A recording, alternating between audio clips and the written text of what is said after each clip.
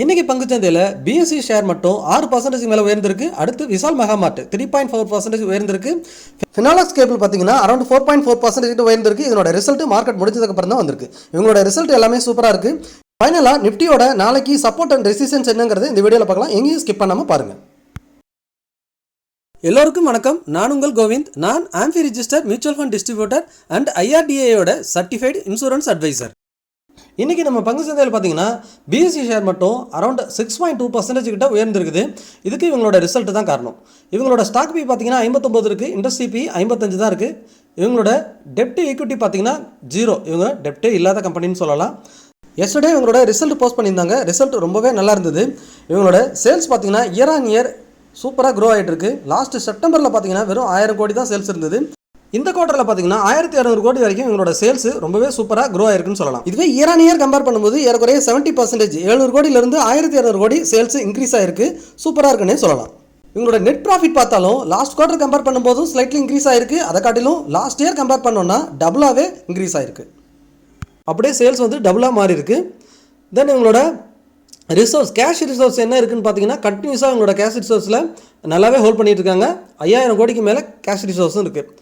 தென் அடுத்தது இவங்களோட cash flow ஆக்டிவிட்டியும் பார்த்தீங்கன்னா நல்லாவே இருக்குது.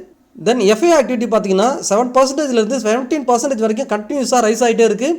அவங்க பிஎஸ்சியில் அவங்களோட ஸ்டேக்கை இன்க்ரீஸ் பண்ணிகிட்டே இருக்காங்க. அதே போல் டிஏஎஸும் பார்த்தீங்கன்னா 23% வரைக்கும் அவங்களோட ஸ்டேக்கை இன்க்ரீஸ் பண்ணியிருக்காங்க. லாஸ்ட் செப்டம்பர் குவார்ட்டர் பார்த்தாலுமே 16% எஃப்ஐஐ அண்ட் 19% டிஏ இருந்திருக்காங்க. இப்போ எஃப்ஐஐ 17, டிஏ 23. இதுவே பப்ளிக் பார்த்தீங்கன்னா 63%லேருந்து 58% குறைச்சிட்டாங்க. இப்போ இந்த ஸ்டாக் ப்ரைஸ் ஆல் டைம் ஹையை பிரேக் பண்ணி ட்ரேட் ஆகிட்டு இருக்கு. இன்னுமே உயர்வதற்கான அதிகமான வாய்ப்பு இருக்கிறத நான் பார்க்குறேன். அடுத்தது நம்ம பார்க்கக்கூடியது விஷால் மெகாமார்ட். இந்த ஸ்டாக் வந்து பார்த்தீங்கன்னா 3.4% வரைக்கும் மார்க்கெட்டில் உயர்ந்திருக்கு. இதனோட ஸ்டாக் பி 75, இண்டஸ்ட்ரி பி வந்துட்டு 43. இவங்க பார்த்தீங்கன்னா டெப்ட் ஈக்விட்டி 0.27 தான். இவங்களோட டெப்ட் இல்லாத கம்பெனின்னே சொல்லலாம். ஸோ இவங்க ரீசெண்டாக ஜனவரி 27 இவங்களோட ரிசல்ட்டை போஸ்ட் பண்ணியிருந்தாங்க. பட் ஆனால் ஸ்டாக் வந்துட்டு இன்றைக்கி தான் அதுக்கு பெருசாக ரியாக்ட் பண்ணியிருக்கு. இது ஐபிஓவில் இப்போ தான் ரீசெண்டாக வந்துச்சு.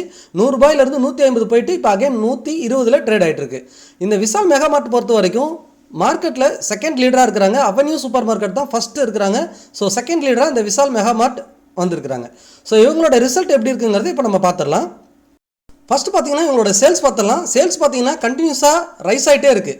நீங்கள் 2023 பார்த்தீங்கன்னா இதுதான் ஹையஸ்ட் சேல்ஸ்ன்னு சொல்லலாம். 3670 கோடி சேல்ஸும் போஸ்ட் பண்ணியிருக்காங்க.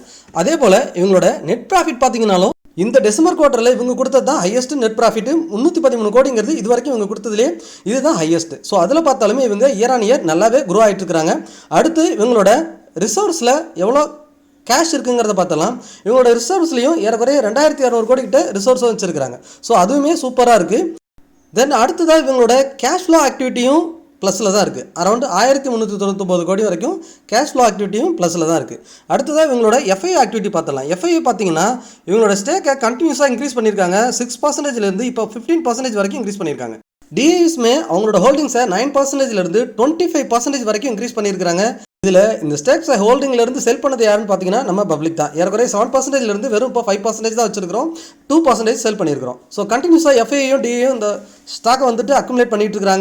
2025 ப்ரமோட்டர் வந்துட்டு இதில் ஒரு 20% ஸ்டேக்கை குறைச்சிருக்காங்க. அந்த 20% யார் வாங்கியிருக்காங்கன்னா அப்படியே டிஏ அண்ட் எஃப்ஐ அப்படியே 10% அவங்களே ஹோல்ட் பண்ணிக்கிட்டாங்க. இந்த ஸ்டாக்கை பொறுத்த வரைக்கும் கண்டினியூஸாக இவங்களோட ப்ராஃபிட் அண்ட் சேல்ஸ் எல்லாமே இன்க்ரீஸ் ஆகிறதுனால இன்னுமே உயர்வதற்கு அதிகமான வாய்ப்பு இருக்கிறதா நான் பார்க்குறேன்.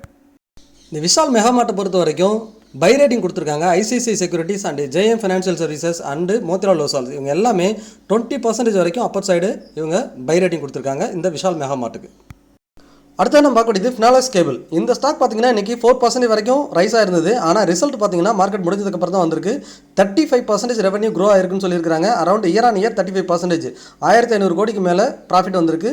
அதே குவார்டர் ஆன் குவார்ட்டர் பார்த்தீங்கன்னா 10% 135 கோடி வரைக்கும் ப்ராஃபிட் வந்திருக்குன்னு போஸ்ட் பண்ணியிருக்காங்க. இவங்களோட காஸ்ட் வந்து இன்க்ரீஸ் பண்ணியிருக்கதா சொல்லியிருக்காங்க. 17% வரைக்கும் எலக்ட்ரிக் வயரோட வால்யூம் இன்க்ரீஸ் ஆயிருக்குன்னு சொல்லியிருக்காங்க. ஸோ அது எதனால் அப்படின்னு பார்த்தீங்கன்னா இவங்களோட காஸ்ட்டும் இன்க்ரீஸ் பண்ணியிருக்காங்க. அரௌண்ட் 12% வரைக்கும் இவங்களோட ப்ரைஸ் வந்து இன்க்ரீஸ் பண்ணியிருக்காங்க. அது எதனாலும் பார்த்தீங்கன்னா மெட்டல் காஸ்ட் இன்க்ரீஸ் ஆகிருக்கிறதுனால. இப்போ ரீசெண்ட் டேஸில் பார்த்துருப்பீங்க எல்லா மெட்டல் ஸ்டாக்கும் உயர்ந்திருந்தது. அதில் காப்பரும் உயர்ந்திருக்கு. ஸோ அதனால் அவங்களோட காப்பர் உயர்ந்ததுனால அவங்களோட ப்ரைஸும் 12% இன்க்ரீஸ் பண்ணியிருக்காங்க. இவங்களோட ரெவன்யூவும் க்ரோ ஆயிருக்குன்னு சொல்லியிருக்காங்க. இந்த ஸ்டாக்கை பொறுத்த வரைக்கும் இன்றைக்கி மார்க்கெட்டில் 4% அப்போ இதோட ப்ரைஸ் டு earnings பார்த்தீங்கன்னா 21 இருக்குது. இண்டஸ்ட்ரி பி 19 தான் இருக்குது. ஸோ இவங்க டெப்ட் ஈக்விட்டி வந்துட்டு வெறும் 0. இவங்க 52 வீக் லோவோட ப்ரைஸ் பார்த்தீங்கன்னா 700, இப்போ மார்க்கெட் வந்துட்டு 800 ட்ரேட் ஆகிட்டு இருக்கு. இவங்களோட பிஇ பார்த்தீங்கன்னா 10 இயர் அண்ட் 5 இயர் ஆவரேஜுக்கு பக்கத்தில் தான் ட்ரேட் ஆகிட்டு இருக்கு. ஸோ ரொம்பவே லோ பிஇயில் இருக்குன்னு சொல்லலாம். மார்க்கெட் கேப்பில் பார்த்தீங்கன்னா இவங்க வந்து 4th பிளேஸில் இருக்காங்க. ஃபஸ்ட்டாக இருக்கிறது பாலிகேப், இவங்க வந்துட்டு 4th பிளேஸில் இருக்கிறாங்க. ஸோ இந்த வெப்சைட்டில் இவங்களோட இந்த குவார்ட்டர் ரிசல்ட் வந்துட்டு இன்னும் அப்டேட் ஆகலை. ஸோ லாஸ்ட் செப்டம்பர் அப்டேட் தான் காட்டிகிட்டு இருக்கு. ஸோ நம்ம இவங்களோட கேஷ் ஃப்ளோ ஆக்டிவிட்டி மட்டும் இதில் செக் பண்ணிடலாம். இவங்களோட ரிசர்வ்ஸ் பார்த்தீங்கன்னா கண்டினியூஸாக இன்க்ரீஸ் பண்ணிட்டு தான் இருந்திருக்காங்க. ப்ளஸில் தான் இருக்குது. இங்கே பார்த்தீங்கன்னா 4700 கோடி வரைக்கும் கேஷ் ரிசர்வ்ஸ் இருக்குது.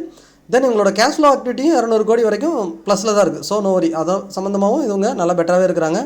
பட் ஷேர் ஹோல்டிங் பேட்டர்னில் பார்த்தீங்கன்னா எஃப்ஐ கண்டினியூஸாக 10% ஸ்டேக் வச்சிருக்காங்க. டிஐ பார்த்தீங்கன்னா கண்டினியூஸாக 17%, 15 to 17% ஸ்டேக் வச்சிருக்காங்க. பப்ளிக் கிட்ட அரௌண்ட் 35% கிட்ட 38% ஸ்டேக் இருக்குது. ஸோ இந்த ரிசல்ட் வரதுக்கு முன்னாடியே இந்த ஸ்டாக் வந்துட்டு 4% உயர்த்திருக்காங்க. ஃபியூச்சரில் எப்படி இருக்குங்கிறத கண்டினியூஸாக நம்ம வாட்ச் பண்ணி பாருங்கள். மேலே உயர்றதுக்கான அதிகமான வாய்ப்பு இருக்குது. இன்றைக்கி மார்க்கெட்டை பொறுத்த வரைக்கும் ஆட்டோ அண்டு மீடியா செக்டர் தான் மார்க்கெட் வந்துட்டு ஒரு புல்லிஸில் கொண்டு போனாங்கன்னு சொல்லலாம். ஆட்டோ 1%, மீடியா 2% வரைக்கும் புல்லிஸில் இருக்குது. தென் பேங்கிங், பிஎஸ்சி பேங்க், ஃபார்மா இவங்கெல்லாம் ஸ்லைட்லி மைனஸில் க்ளோஸ் பண்ணியிருக்காங்க. ரொம்ப மைனஸில் இல்லை, ஒரு ஸ்லைட்லி மைனஸில் க்ளோஸ் பண்ணியிருக்காங்க. இங்கே பார்த்தீங்கன்னா தெரியும், ஆட்டோ அண்ட் மீடியா 2% வரைக்கும் ப்ளஸ்ஸாக இருக்குது. அடுத்து பேங்க், பிஎஸ்சி பேங்க், அப்புறம் ஃபார்மா இவங்கெல்லாம் ஸ்லைட்லி மைனஸில் க்ளோஸ் வச்சுருக்காங்க. Then FMCG, IT, mid cap, small cap இது எல்லாமே ரியாலிட்டி எல்லாம் பார்த்தீங்கன்னா ஸ்லைட்லி பாசிட்டிவில் க்ளோஸ் வச்சுருக்காங்க. ஸோ இப்போது நிஃப்டிக்கு வருவோம். நிஃப்டி நம்ம ஆல்ரெடி பேசிட்டோம். ரெகுலராகவே 24,300 அண்ட் 26,300 இந்த இடம் மார்க் பண்ணியிருக்கோம் நம்ம. ஸோ நான் இப்போ அகைன் மார்க் பண்ணுறேன். 24,300 அண்ட் 25,300 இந்த ரெண்டு இடத்தையும் மார்க் பண்ணிக்கோங்க. இந்த ரெண்டு இடத்த எந்த பக்கம் பிரேக் பண்ணுதோ அந்த பக்கம் ஒரு ரேலி வரும் அப்படின்னு நம்ம சொல்லியிருந்தோம். பட் மார்க்கெட் வந்துட்டு இதுக்குள்ளேயே ஒரு ரோலர் கோஸ்டர் மாதிரி கீழே மேலேயும் போயிட்டுருக்கு. நிறைய நியூஸ் வந்துச்சு போன வாரத்தில், அதனால் ஒரு சூப்பரான ரேலி கிடச்சிது. பாட்டம் அவுட் ஆன மாதிரி மேலே போயிருக்கு மார்க்கெட்டு. பட் இப்போ என்ன நடக்க போகுதுங்கிறத நம்ம செக் பண்ணி பார்க்கலாம். மார்க்கெட் இன்றைக்குமே ஒரு ஸ்லைட்லி பாசிட்டிவில் க்ளோஸ் வச்சுருக்காங்க. இன்றைக்கி இந்த மார்க்கெட்டை க்ளோஸ் பார்த்தீங்கன்னா 25,935 இங்கே தான் க்ளோஸ் வச்சிருக்காங்க. ஒரு டோஜி இண்டிசிசிவ் கேண்டில் தான் பிரிண்ட் பண்ணியிருக்காங்க. இப்போ மார்க்கெட்டோட சப்போர்ட் பார்த்தீங்கன்னா 25,750 இதுதான் ஒரு ஸ்ட்ராங் சப்போர்ட்டாக இருக்க போகுது. ஏன்னா இதுக்கு முன்னாடி அந்த இடத்த பிரேக் பண்ணதுக்கப்புறம் தான் நமக்கு ஒரு ஹெவி ஃபால் வந்துச்சு. இங்கே பார்த்தீங்கன்னா தெரியும், நாங்கள் உங்களுக்கு மார்க் பண்ணியே காட்டுறேன். இங்கேருந்து அதாவது 2026க்கு முன்னாடி 2025லேயே மல்டிபிள் டைம் பார்த்தீங்கன்னா இந்த 25,750 மார்க்கெட் இங்கே சப்போர்ட் எடுத்திருக்கோம். எஸ், இங்கே பார்த்தீங்கன்னா செகண்ட் சப்போர்ட், இங்கே தேர்ட் டைம் பிரேக் ஆகும்போது தான் நமக்கு மார்க்கெட்டு 24,500 வரைக்கும் கீழே போச்சு. அகைன் இப்போ மார்க்கெட் என்ன பண்ணியிருக்குன்னா 25,700க்கு மேலே வந்து க்ளோஸ் வச்சிருக்காங்க. அந்த சப்போர்ட்டை பிரேக் பண்ணிட்டு அது ரெசிஸ்டன்ஸாக மாறிச்சு. இப்போ அந்த ரெசிஸ்டன்ஸை பிரேக் பண்ணி அகைன் மேலே அந்த கன்சல்டேஷன் ஜோனுக்கே வந்து க்ளோஸ் வச்சிருக்காங்க. அகைன் இப்போ மார்க்கெட் என்ன ஆக போகுதுன்னா இப்போ 25,750க்கும் 26,300க்கும் இடையில தான் மார்க்கெட் இருக்க போகுது. நாளைக்கு இன்கேஸ் மார்க்கெட் ஃபால் ஆனிச்சுன்னா சப்போர்ட் எங்கே இருக்குன்னு பார்த்தீங்கன்னா இந்த 25,750 நம்ம மார்க் பண்ணியிருக்கோம் இல்லையா, இந்த இடம் தான் மார்க்கெட்டோட ஒரு ஸ்ட்ராங் சப்போர்ட்டாக இருக்கும். இந்த இடத்த சப்போர்ட் எடுத்து அகைன் மார்க்கெட் மேலே ரைஸ் ஆகிறதுக்கு சான்சஸ் இருக்குது. ஏன்னா ஹையர் ஹை ஃபார்மேஷன் ஒரு 15 மினிட்ஸில் 1 ஹவரில் எல்லாத்துலேயுமே மார்க்கெட் வந்து ஹையர் ஹை ஃபார்மேஷனில் வந்திருக்கு. ஸோ அதனால் மார்க்கெட் நாளைக்கு ஃபால் ஆனாலுமே ஒரு 25,750 கிட்ட சப்போர்ட் எடுத்து திரும்ப மேலே போகிறதுக்கு தான் பாசிபிலிட்டி இருக்குது. நாளைக்கு யாராவது நீங்கள் ஆப்ஷன் பண்ணுறீங்கன்னா கட்டாயமாக இந்த பாயிண்ட்டை மார்க் பண்ணிக்கோங்க. 25,750 இந்த இடத்துக்கு கீழே போச்சுன்னா அகைன் மார்க்கெட் செல்லிங் வரும். ஸோ அங்கே சப்போர்ட் எடுத்துருச்சுன்னா திரும்பவும் மேலே போகிறதுக்கு அதிகமான பாசிபிலிட்டி இருக்குது. இந்த வீடியோ உங்களுக்கு மிகவும் பயனுள்ளதாக இருக்கும்னு நினைக்கிறேன். நிஃப்டி அப்டேட் மட்டும் டெய்லியும் கொடுக்கலாம்னு நினச்சிட்டு இருக்கேன். நிஃப்டி அப்டேட் மட்டும் டெய்லியுமே இந்த வாரம் ஃபுல்லாக கொடுக்குறேன். மற்ற செக்டர்ஸ் எல்லாமே வீக்லி நம்ம போஸ்ட் பண்ணிக்கலாம். ஸோ இந்த மார்க் பண்ணிக்கோங்க, ரெட் கலரில் மார்க் பண்ணிக்கிறது தான் 25,750 இந்த வாரத்துக்கே சப்போர்ட்டாக இருக்கும். இந்த வாரத்துக்கே நம்ம பிப்ரவரி மாதம் 9th அதாவது மண்டே நேற்று கேண்டிலை பிரேக் பண்ணவே கூடாது.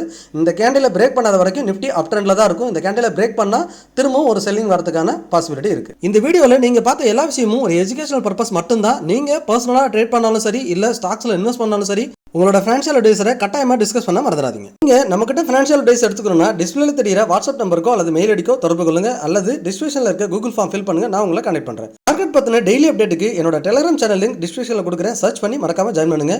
நீங்கள் நம்ம சேனலுக்கு புதுசாக இருந்தீங்கன்னா நம்மளோட சேனலை சப்ஸ்கிரைப் பண்ணிட்டு உங்களோட ஃப்ரெண்ட்ஸ் அண்ட் ஃபேமிலிக்கும் மறக்காம ஷேர் பண்ணுங்க.